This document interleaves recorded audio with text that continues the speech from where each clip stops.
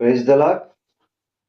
ఈ ఉదయకాల వాక్య భాగము అపోస్తుల కార్యములు 10వ అధ్యాయము 4వ వచనం.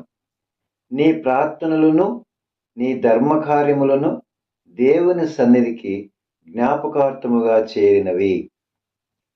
ప్రభువునందు ప్రియమైన దేవుని ప్రజలారా, ఇక్కడ మనము జాగ్రత్తగా గుర్తుపెట్టుకోవాల్సిన విషయము, ఆలోచన చేయవలసిన విషయము, మరి రెండు విషయాలు ఈ ఉదయకాలం దేవుడు మన జ్ఞాపకం చేస్తూ ఉన్నాడు.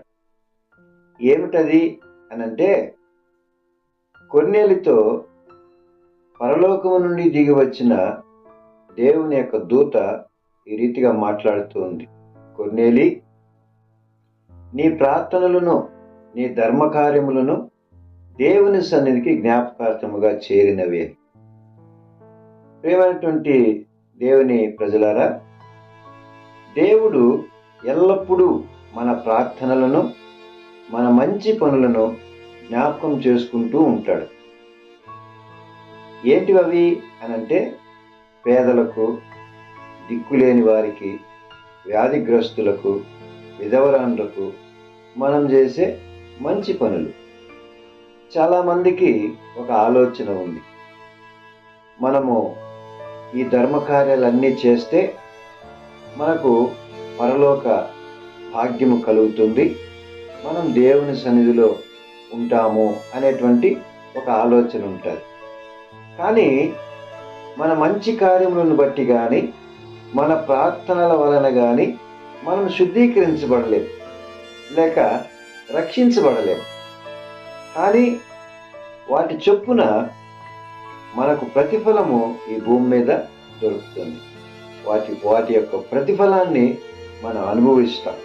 అందుకే అపోస్తుడైన పౌలు రోమా పత్రికలో రాస్తూ 2వ అధ్యాయం 6వ వచనంలో, ఆయన ప్రతివానికి వాని వాని క్రియల చొప్పున ప్రతిఫలమునిచ్చును అని మాట్లాడుతూ ఉన్నాడు.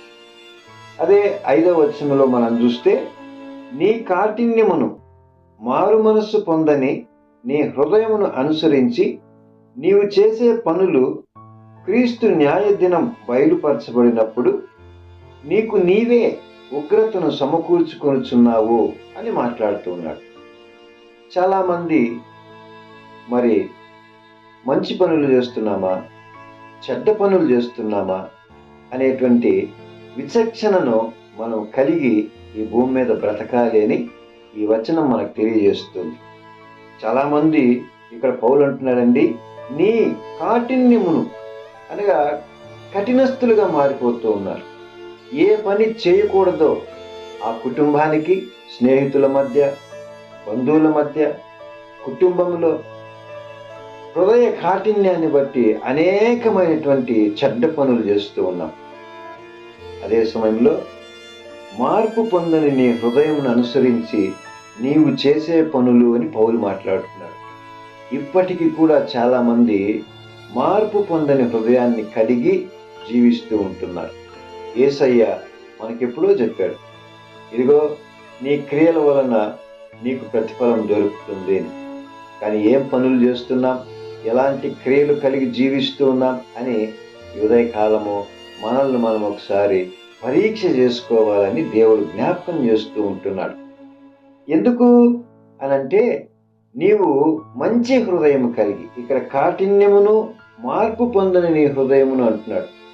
ఉదయకాలము నీ హృదయం ఎలాగుంది? కఠినత్వంతో నిండిందా?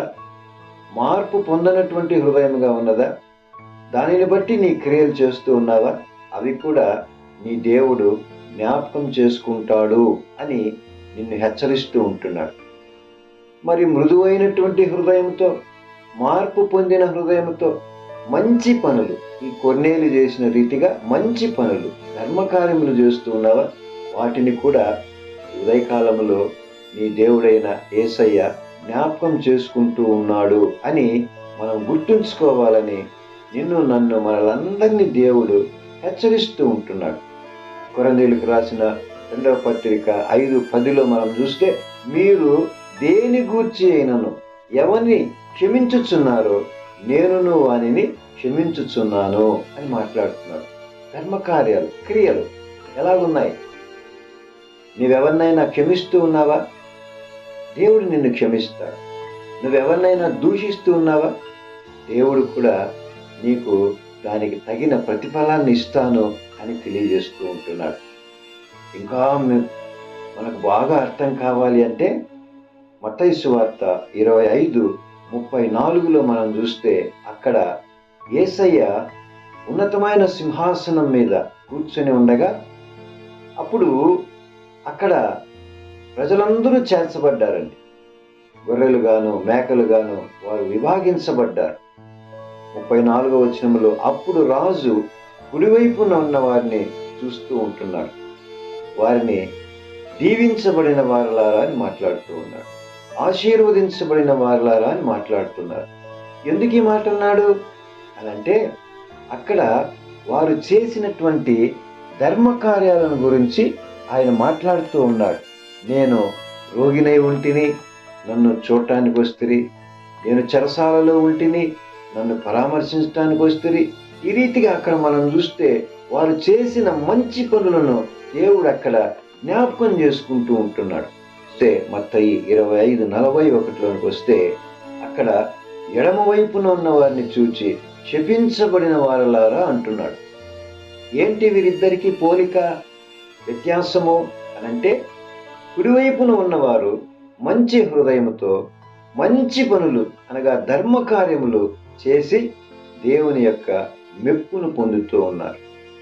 మరి ఎడమవైపున ఉన్నవారు ఈ కార్యాలు ఏమీ చేయలేదు, కఠినత్వము కలిగి జీవించారు.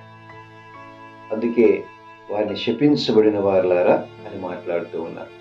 నా ప్రియమైన దేవుని ప్రజలారా, ఈ ఉదయకాలము నీవు చేసే క్రియలు, నీవు చేసే పనులు, నీవు చేసే ప్రార్థనలు అన్నీ కూడా దేవుడు జ్ఞాపకం చేసుకుంటూ ఉన్నాడు అని మనం ఎప్పటికీ కూడా మర్చిపోకూడదు. ఆ ఆలోచన నిరంతరము కలిగి మనం బ్రతకాలి.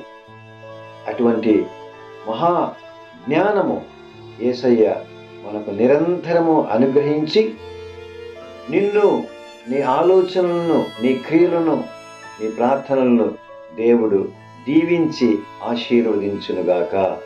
ఆమేన్.